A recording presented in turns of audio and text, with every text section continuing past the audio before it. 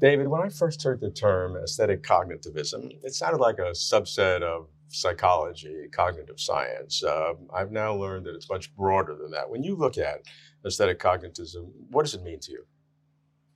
Well, I think the first thing to say is that it sounds a very technical term, and I've tried it out on practicing artists, and they're horrified by the very term. And I think it's because of its technical sounding character. But what it means is it possible for the arts in general, all kinds of arts, to convey knowledge? The cognitive bit, and the aesthetic is the arts.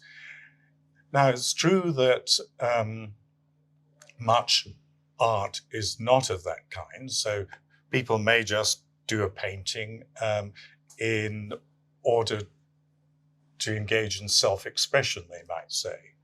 Or you might create an arrangement of flowers, and your aim is to produce a work of beauty. Mm-hmm. So there's not necessarily anything that one would describe as knowledge there.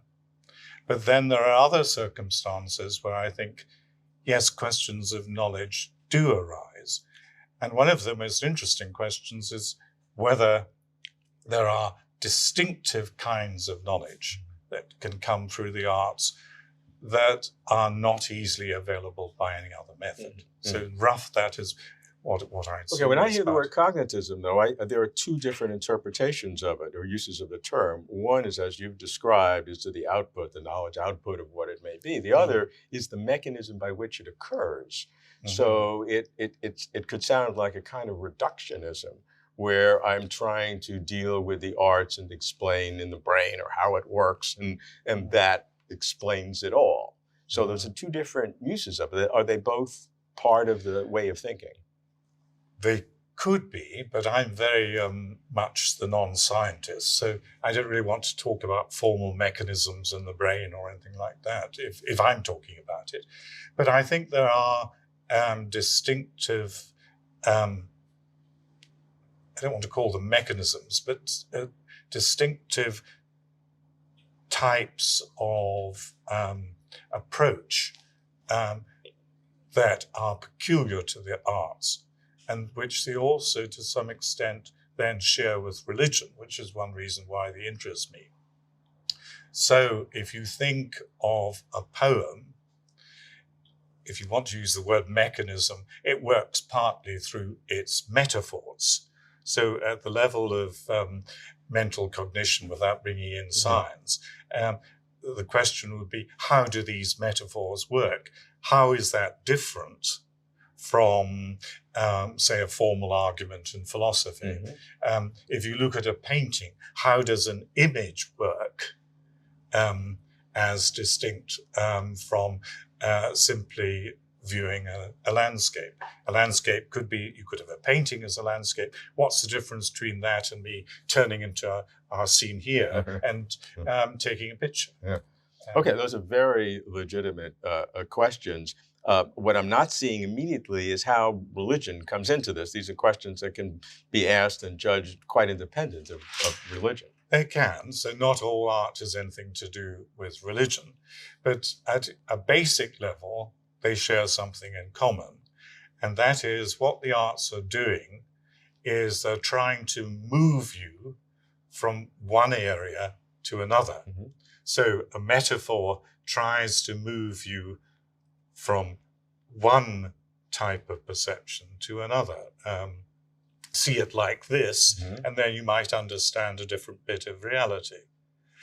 Well, if you like, religion is an extreme form of the arts. It's saying, let's move not just into another bit of this world, but into an altogether different type of reality. But they're doing the same thing, which is why many artists have thought that the best way of communicating religious belief is through poetry or through a painting or whatever.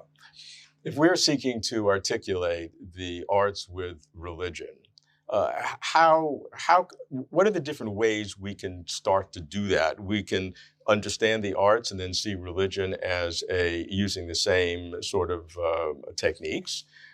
We could see religion as sort of the ultimate reality of which arts is an expression.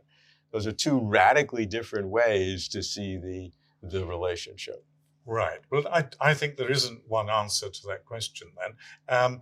So the way I put it a moment ago was to say they're both aiming at a similar kind of moving you to a different area.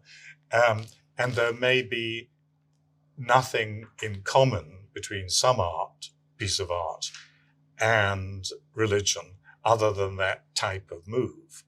But then in some specific forms of art, then they're actually doing the religious move. Mm.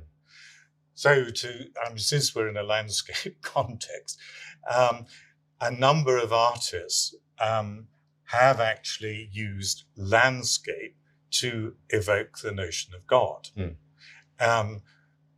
And that was particularly true, say, in the 19th century.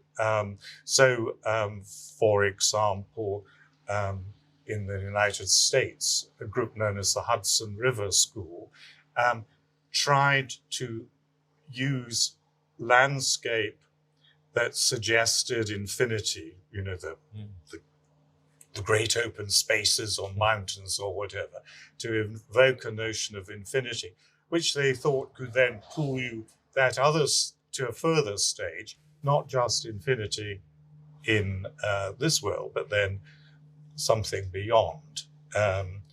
Or you might have something very different where you feel the world is infused with God.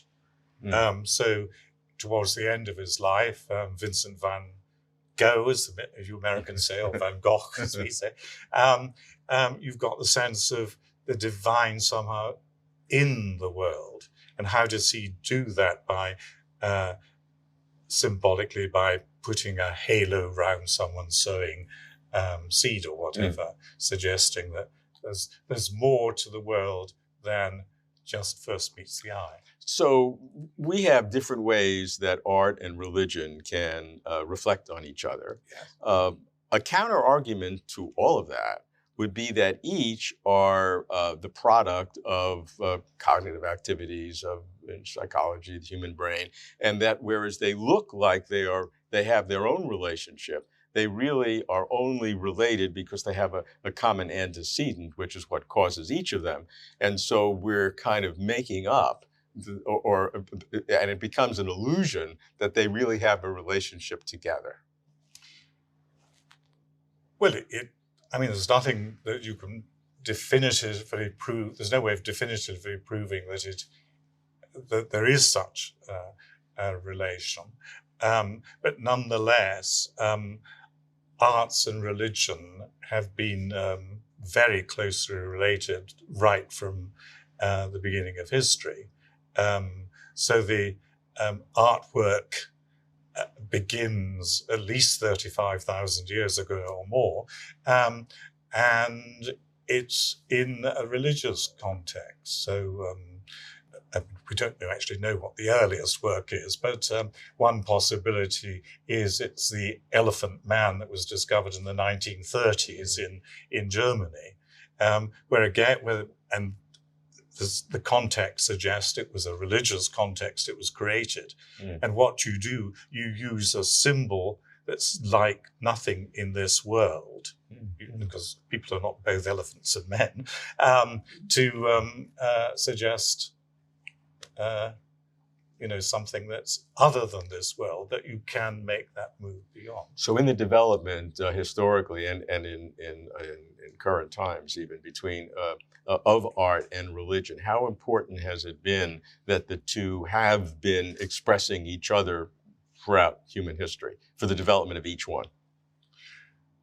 Well, historically, it's extremely important because the divorce only came in modern times. So in Western society, most art commissions came with religious motivation until relatively modern times. They have of course, now separated. But if you use the more general term spirituality, you could say they're still very close. It's surprising how much art wants to say is concerned with spirituality. So despite some people saying modern art is a desert for religion, I think that's totally untrue.